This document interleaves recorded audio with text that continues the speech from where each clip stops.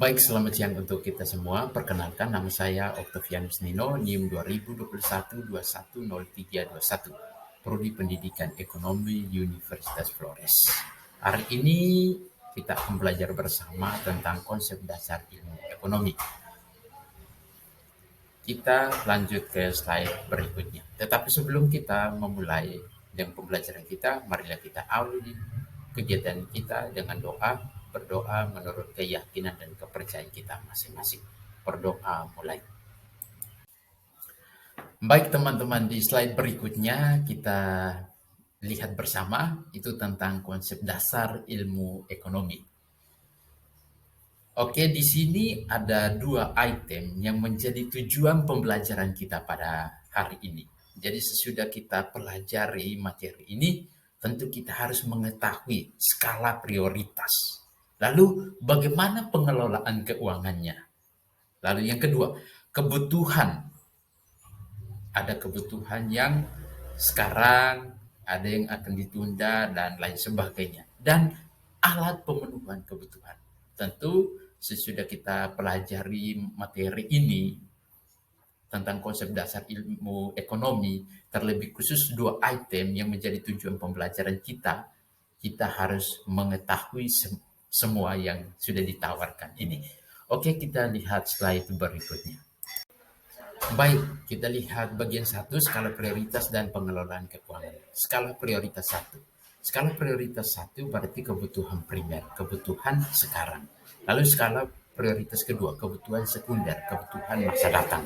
Lalu yang ketiga, skala prioritas ketiga, kebutuhan tersier. Lalu kebutuhan primer berarti menyangkut dengan makanan, lalu pakaian, rumah.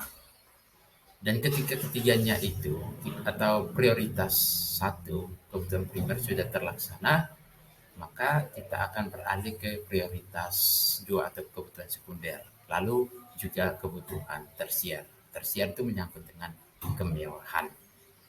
Supaya kita pahami, dan jika tidak pahami nanti beri pertanyaan-pertanyaan di bagian kolom komentar. Oke, kita lanjut.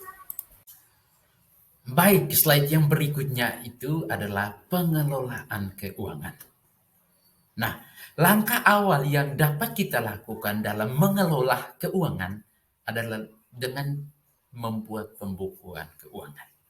Nah, ketika kita membuat pembukuan keuangan, kita akan mengetahui berapa uang dalam bulan ini yang masuk. Lalu, berapa yang akan dikeluarkan dan berapa sisanya atau total atau saldo dalam akhir bulan itu berapa. Makanya ketika kita membuat pembukuan, maka kita akan mengetahui. Kita akan mengetahui bagaimana pengelolaan keuangan yang baik. Itu. Lalu yang berikut adalah dengan memonitor dan mengevaluasi secara berkala. Tujuan memonitor dan mengevaluasi berkala supaya apa?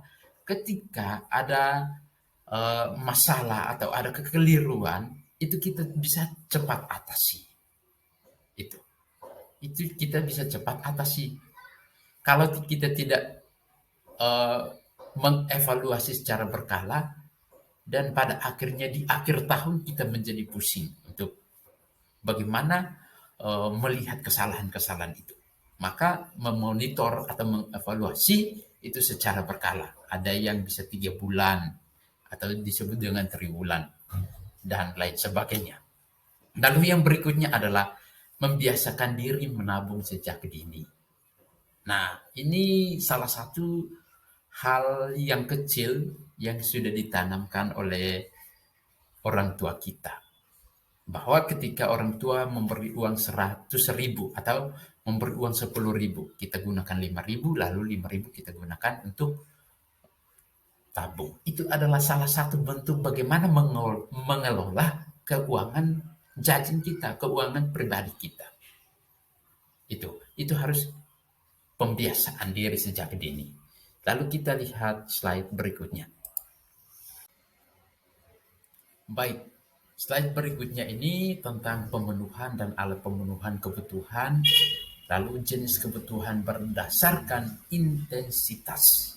Nah, Tadi di bagian kedua itu saya sudah katakan ada kebutuhan primer, ada kebutuhan sekunder, dan ada kebutuhan tersier.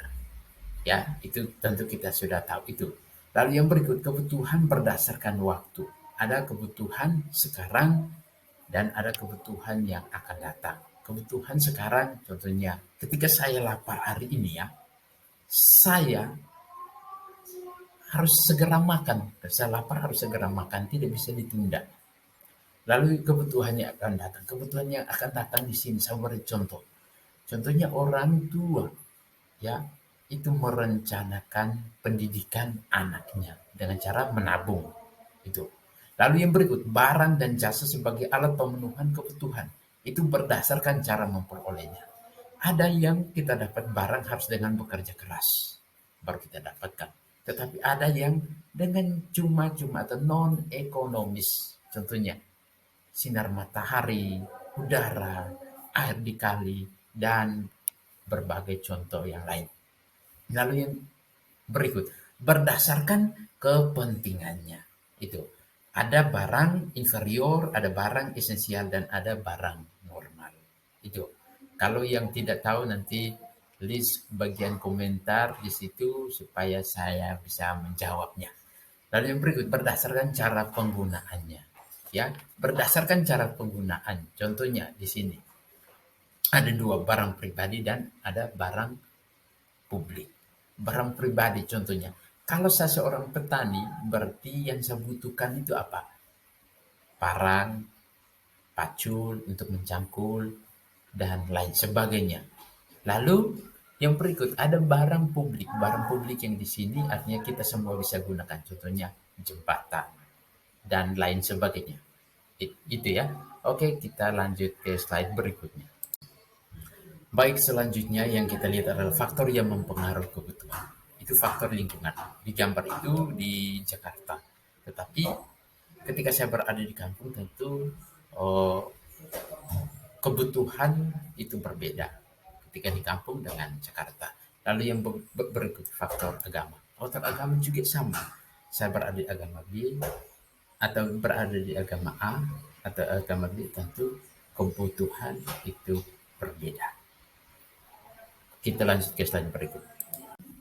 Baik, faktor yang mempengaruhi kebutuhan selanjutnya itu adat istiadat. Lalu peradaban. Di situ adat istiadat antara adat atau adat istiadat Sumba tentu berbeda dengan adat istiadat di Ende, kebutuhannya. Lalu peradaban juga seperti itu. Dulu menggunakan telepon rumah, sekarang kita menggunakan beralih ke Android.